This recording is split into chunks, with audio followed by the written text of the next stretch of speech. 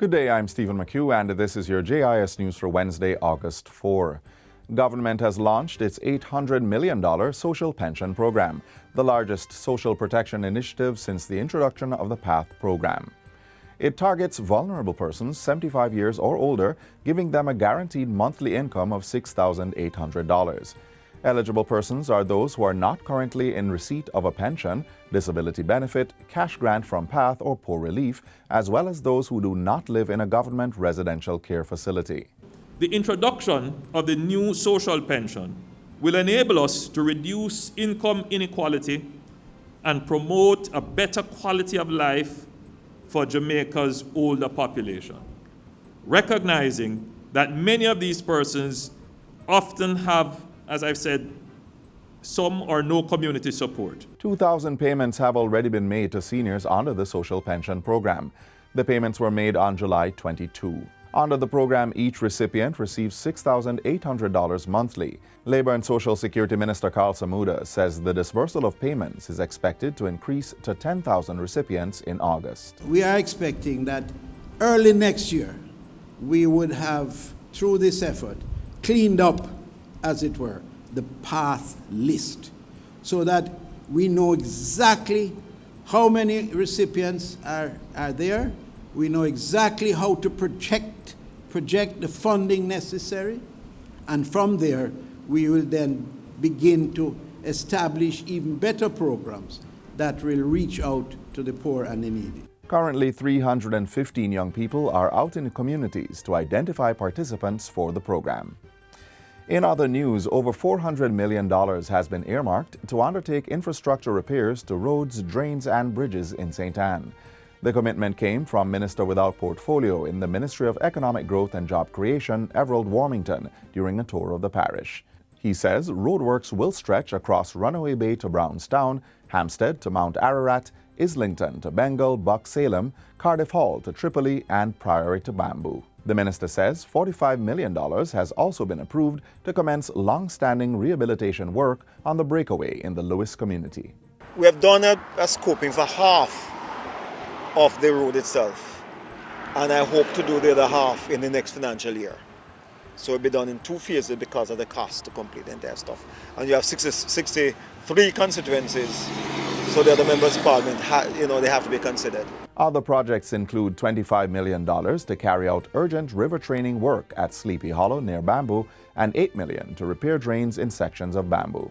We also have the gas station drain at Brownstone. We have the Brownstone Market drain also. They have a problem with that we looked at. You have the Barton Red Carpet Bridge that is undermined along with this Discovery Bay Bridge. And these are two other items that we'll have to look at very urgently to ensure that the problems that we have there are corrected and the citizens of the constituency will be protected along the way. 600,000 Jamaicans are targeted for inoculation with the coronavirus vaccines through the Private Sector Vaccination Initiative, PSVI. Permanent Secretary in the Ministry of Health and Wellness, Dunstan Bryan, says the program will partner with the government to increase the number of persons who are vaccinated on the island. An agreement was signed recently with the Private Sector Organization of Jamaica, the Jamaica Chamber of Commerce, and the Jamaica Manufacturers and Exporters Association. They organize and develop their own efficiency model, and therefore they engage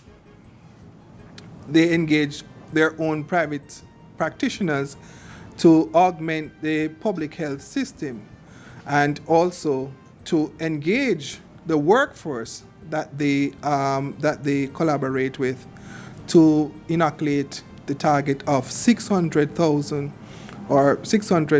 doses being administered through this initiative. Vaccine supplies will be provided by the Ministry of Health, with the Private Sector Vaccination Initiative utilizing the ministry's ComCare database system to track and register persons. The private sector will also be responsible for setting up their own vaccination sites. So far, the PSVI has created 5 sites with a successful trial on July 29, seeing 1,200 persons being vaccinated. Our primary mandate as the PSVI is to increase the speed and penetration of vaccines in Jamaica, in particular with a particular focus on the productive sector. And what we've been engaged in the last couple of months is really sensitizing our teams that once vaccines arrive, we really have to get out in numbers and make sure that we get jabs. We get jabbed and we also get, so we get to a point where our workforce can kind of go back to that time where we could be in the workplace without fear, for our health and safety. Meanwhile, the Ministry of Health and Wellness is encouraging persons to report any adverse events after taking the COVID-19 vaccines. Director of Family Health Services in the ministry, Dr. Melody Ennis, says this may be done online through the ministry's website, moh.gov.jm, or in person. We do recommend that persons come into us so that we can assess them, we can allay fears, and treat if necessary. We know that some of these side effects are what we expect, but we also know that we have a unique population in the Caribbean, and therefore we do want to report to the international community if there are any nuances within our population. And finally, the Tourism Product Development Company Limited, TPDCO, has issued over 1,000 COVID-19 protocol compliance certificates to businesses within the industry. Director of Product Quality, Deanne Keating-Campbell, says the certificate demonstrates that establishments are carrying out operations in keeping with the COVID-19 safety requirements. We have enough team members to go around to